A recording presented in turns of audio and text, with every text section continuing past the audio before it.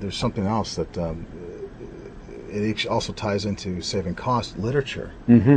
This is a big thing that, especially lately, literature. If anyone has carried a box of literature into the trade show floor, they're 20 pounds. Yeah. They can be. They're very heavy, and they're very expensive. Mm-hmm.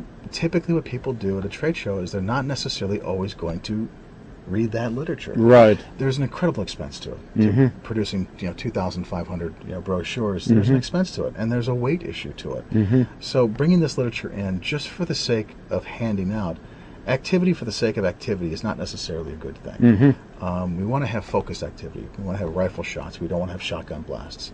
Handing literature out for the sake of handing out literature, your literature, if you walked 20 feet down the aisle and found the first wastebasket, is where you will find all your literature. Mm-hmm. Sometimes it gets home, sometimes it gets to the hotel. But what I want to say is qualify the lead, qualify the client, and make that a second touch. What do you mean by a second A touch? second touch is, in selling, the more touches you have, the more success you're going to have. And what I mean by that is the more contact. Okay. A conversation, a phone call. Mm-hmm. The more touches you can make, Mm-hmm. the better opportunity you are going to sell. So get the lead, get the information, and hey, do you want to see some literature? I will send some literature to you. You send them a nice note, you send them the literature. Make that your second touch. Make that your lead into something else.